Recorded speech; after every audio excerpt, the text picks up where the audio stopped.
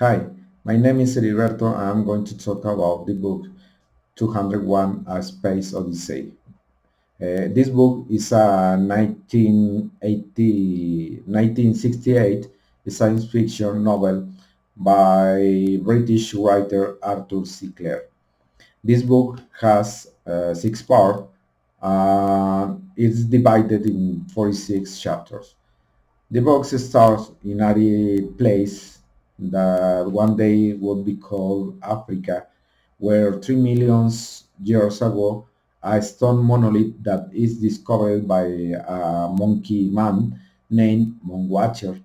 His name is because Monwatcher see the stars of time. When the monolith appears in some way inspires to Moon Watcher and his group to use bones and stones for create tools and weapons for kill animals and eat them. They also use the tools to kill a leopard that was killing their people. This leopard killed the father's Moon Watcher, and they use the tools for hunt pigs for feed to the Appleman. The next day, the leader of the tribe, Monwatcher, kills the leader of the rival group and takes control of water source.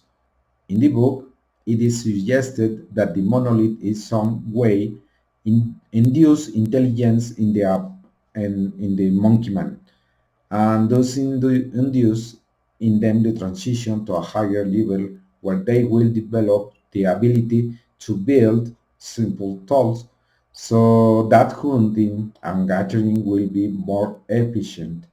After this, the story continues in the year 1999 when Dr. Haywood Floyd travels to the Clavius lunar base, located in the crater of the same name, in a spaceship that docks to space station in Earth orbit.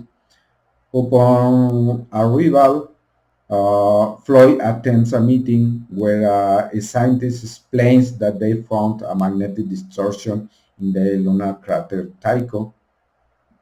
The moon have a lot of craters, but in this case, the lunar, when they found the magnetic distortion, was the crater Tycho. The name is Tycho Magnetic Anomaly 1 or TMI1.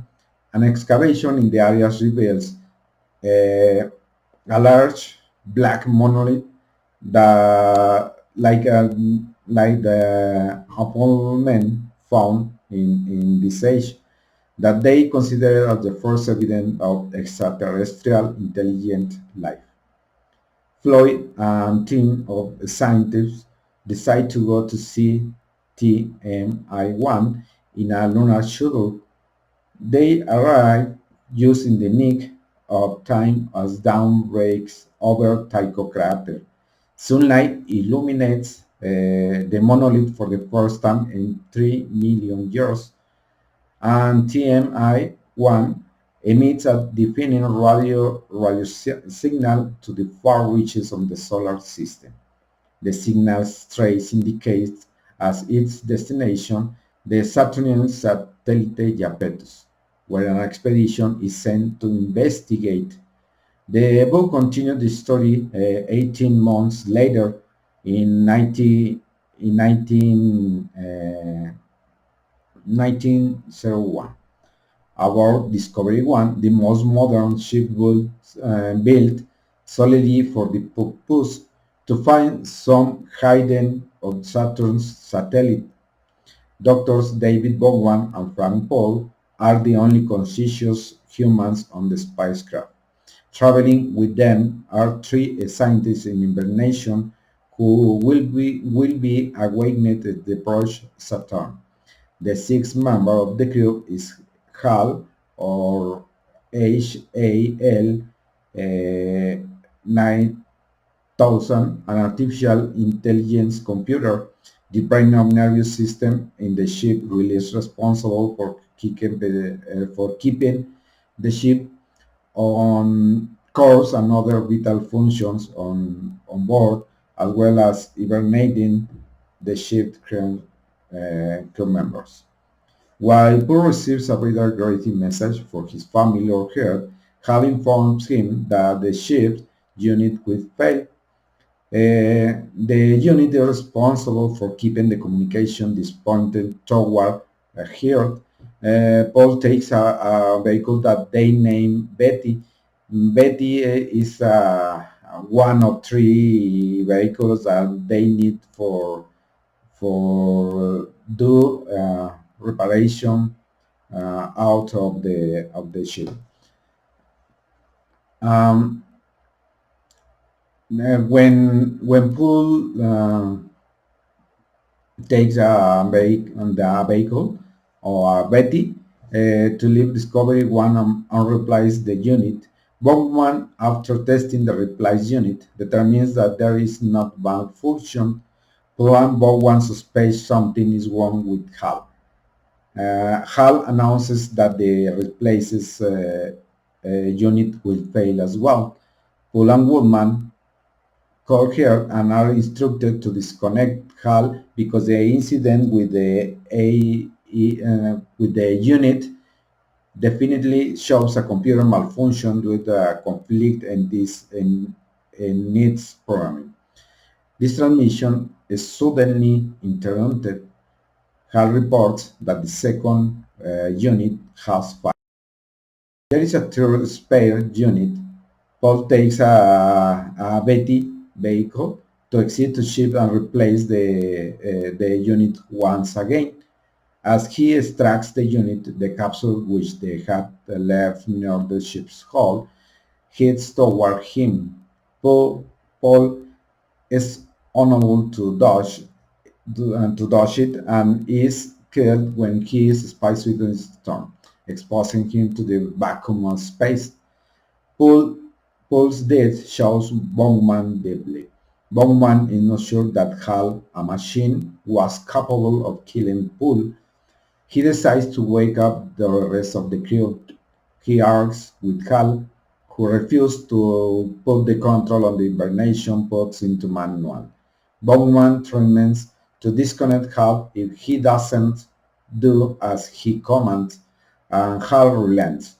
But as Bowman begins the process of walking out his college, as he commands and Hal relents, but as Bowman begins the process of walking up his college, he hears Hal open the ship's door, leading in the inner atmosphere escape. The pressure on board drops rapidly, but Bowman is able to find an emergency shelter that is a small room that fits a man and a spacesuit. Bowman disconnects Hal and restores Discovery One's operation and contact with her. Floyd himself informs him to the cause of Hal's malfunction. His programming had conflicted by forbidding forbidding him to reveal the true purpose on the mission to Bowman and Poole. The conflict made Hal feel guilty and manifested itself in small errors. In time, the conflict could have been resolved by Hal himself, but it escalated and went into crisis when Hal was confronted with the disconnection. Floyd also reveals the mission objective. Bowman will travel to Iapetus to attempt to make contact with the aliens. Iapetus is a moon of Saturn. Bowman spends months alone in the ship as this approaches Iapetus. He knows it is no longer possible to return to Earth. The air filters are damaged from decompression, and hibernation is also not possible without HAL to monitor. But HAL is disconnected As he approached the Japetus, he noticed a small spot on its surface. As he gets closer, he realizes it's a monolith like the one found on the moon, but much larger, about a mile high. Having nothing to lose, Bowman decides to go out of the capsule to inspect the monolith up close. The monolith is actually a stargate that opened and closed to in an instant. Take Bowman away. On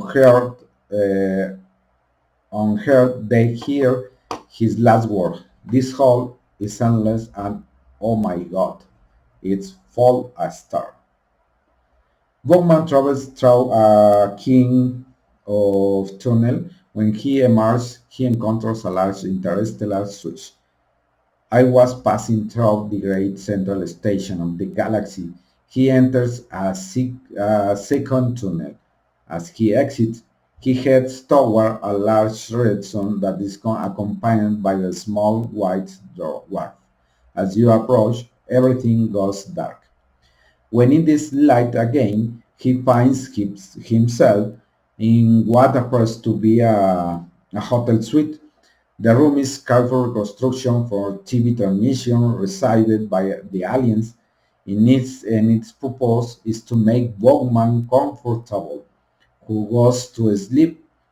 As he sleeps, his mind and memory are drained from his body. David Goldman is now a new being who can live a travel through space. Or I think he is imagine this part. He is a son of the star. In this case, he feels like a son of the star. The son of the star returns to Earth and explodes nuclear weapons that have just been fired. The anti-formal named David Woman realizes that he now owns the world. However, he's not quite sure what to do next. He'll figure some out.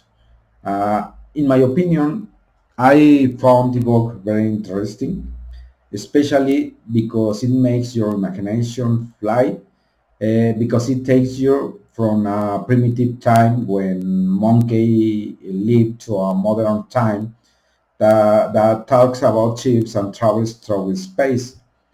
The books takes you to not stop reading. It because each chapter become more and more interesting, with the exception of some pages that become partly boring and sometimes predictable. If you have not read it, I recommend you to do it. It is really worth it. Thank you. Thanks for watching this video.